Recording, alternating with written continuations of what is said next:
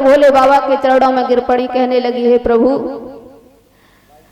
माफ करना, और मैं कैसे इनके बगैर रहूंगी।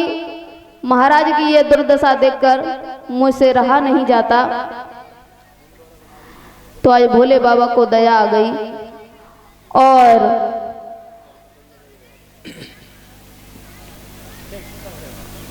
दक्ष के सिर जो है एक बकरा का लगा दिया, क्योंकि दक्ष महाराज जो थे मैं करते थे। वे क्या सब कुछ मैं, मेरे समान कोई है ही नहीं है, मेरे समान कोई योद्धा नहीं है, मेरे समान राज्य का अच्छा शासनकारी नहीं है।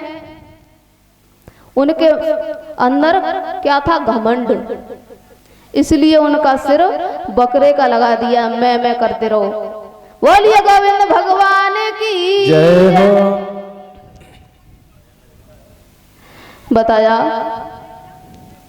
कि सतयुग में भगवान आए थे हिरण्याकश्यप को मारने, और त्रेता युग में किन्हें मार भी आए, रावण को, और द्वापर युग में किन्हें मार भी आए, कंस को। हिरण्याकश्यप का नाम में क्या अक्षर आता है लला, क्या अक्षर आता है? 5 आता है और 4 आवत है, वो तो आधो अधूरो है। अच्छा अच्छा। और त्रेता युग में रावण को मारने आए, क्या अक्षर आवत है? 3। और द्वापर में किन्हें मार भी आए, कंस को। क्या अक्षर आवत है लला? किन के नाम में? 2 कंस के में हाँ 2 आता है। और जब कलयुग में मारवे के लिए आएंगे, क्या अक्षर के मारवे आएंगे, एक ही रहेगा ना। हाँ। तो मैं को मारवे आएंगे, मैं। हाँ अच्छा। तसु भैया जी धन संपत्ति काऊ की ना भई, और ना होगी, ना कोई लेगो, ना लेके आओ, सब यहीं की यहीं पड़ी रह जाएगी। तासु भैया भगवान को भजन करो। भगवान ने तुम्हें ये शरीर के अंदर 10 इंद्रियां दी हैं, 10 समझ लो नौकर दिए हैं, नौकर। हाँ अच्छा। इनसे काम करवाओ, खाओ पियो, अरे यही तो काम करता है। हाँ। यही तो है, देखो भारो, पर भगवान को भजन जरूर करो, नहीं तो बाद में पछताना पड़ेगा। अरे ज्यादा ना तो मैं मारते हो। बोलिए गोविंद भगवान की जय हो। जय। तो जब वो सती मैया जल करके भस्म हो गई, तो राजा हेमांचल के यहाँ जन्मी है। तो भोले बाबा का विवाह सुनो लगा के ध्यान, सती उमा का रूप धरे, प्रगटी जगत महान। आज उमा मैया बन करके हेमांचल के घर में जन्मी है। राजा हेमांचल बड़े ही प्रसन्न हैं। और भैया जो बाबा जी कहेंगे, जो बिटिया तैयार होना चाहें वो तैयार है जाए, झाँकिन के ला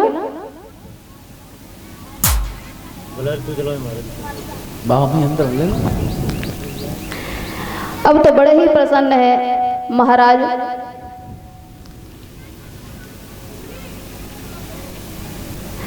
और उमा बड़ी ही सुंदर है, बड़ी ही सुंदर है। चंदा जैसा तो उनको मुखड़ा है। महाराज हेमांचल अपनी बिटिया को देख देख के जियता है। और जब उमा जन्मी तभी नारद जी का आगमन हुआ। जैसे ही नारद का आगमन हुआ, जब दरबार में राजा हेमांचल बैठे हुए थे, तो कैसे आए हैं बाबा नारद।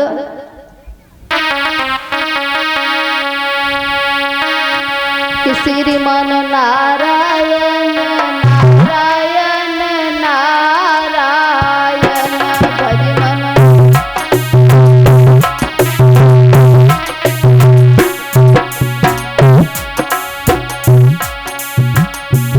श्रीमान नारायण नारायण नारायण भजमन।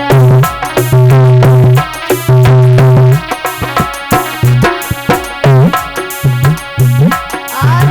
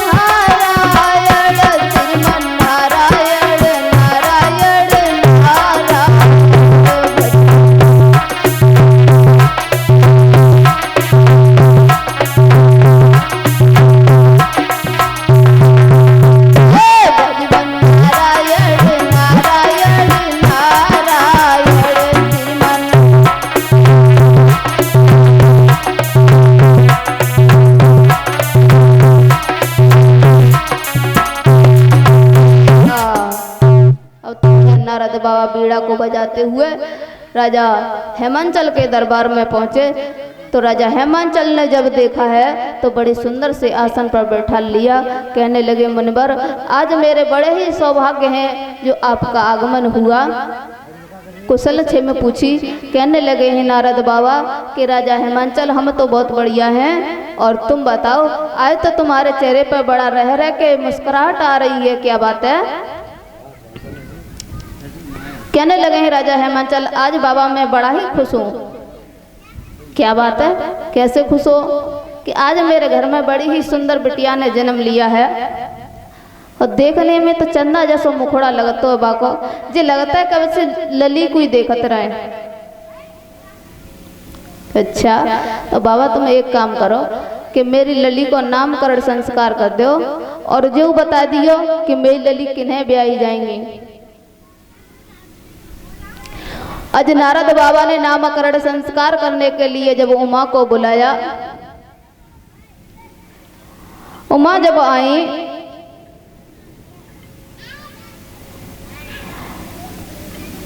तो बाबा नारद ने हस्तरेखा देखी और राजा हेमांचल से कहने लगे, राजा ये कोई साधारण बिटिया नहीं है तेरे घर में। तो कैसी है महाराज? तो सुनो कैसी है। और बोले क्या? कि नारद बोले गिरिराज भक्त, ये कन्या नहीं भवानी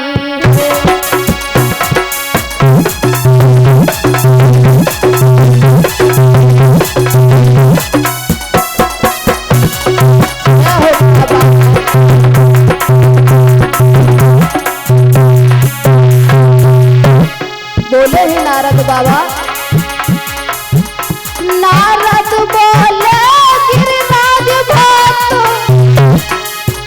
ये कन्या नहीं भवानी, खुद आदि शक्ति प्रगटाती है, तेरे भाग्य की यही निशानी है।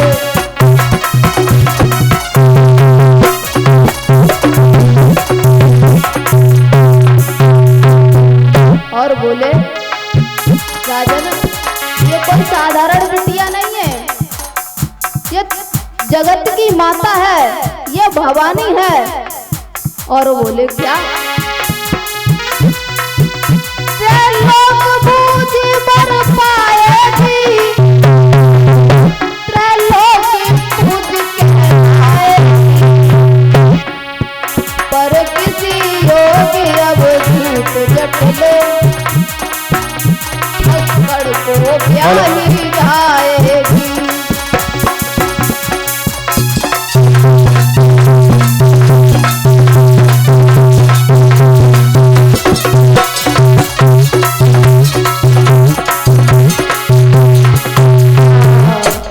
कहने लगे हैं, महाराज बिटिया तो तुम्हारी जगत की महारानी है, पर इसकी हस्तरेखा बता रही है कि ये किसी फक्कड़ को ब्याही जाएगी। फक्कड़ को? हाँ महाराज। कैसे फक्कड़ को महाराज? ऐसे फक्कड़ को बताने लगे हैं नारद बाबा। क्या? बोले हैं क्या? बोले कि पति मिले लली को कोड़ी, पति मिले लली को कोड़ी, बताए रही हाथन की रेखा, बस इतना ही मैंने देखा हो।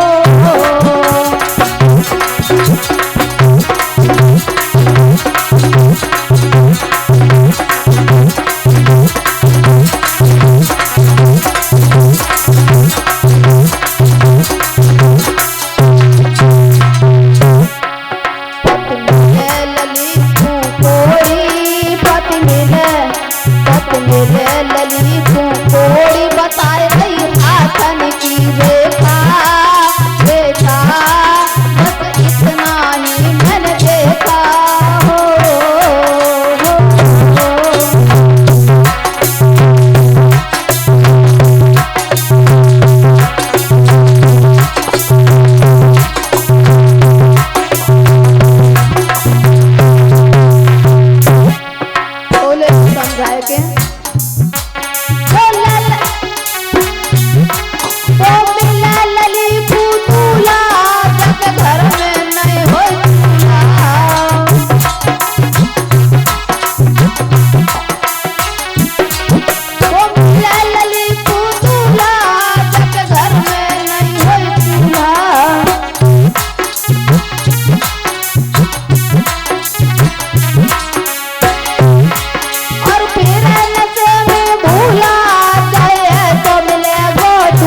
बतलाया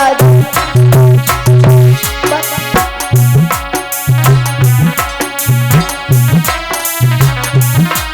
बतलाया जो कुछ मैंने बतलाया बतलाया जो कुछ मैंने बताया नहीं हाथन की देखा देखा बस इतना ही मैंने देखा।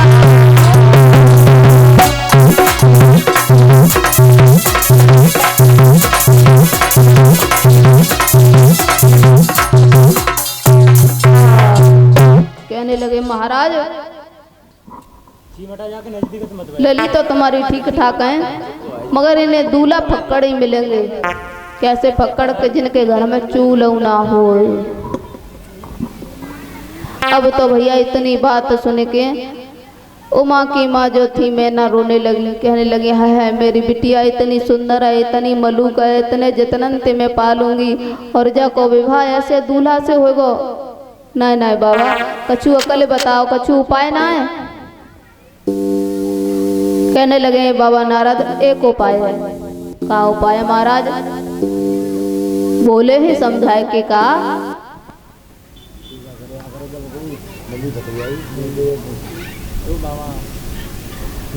बोले है क्या बोले कि जो तप कर है कुमारी तुम्हारी भावों में सकाई त्रिपुरारी।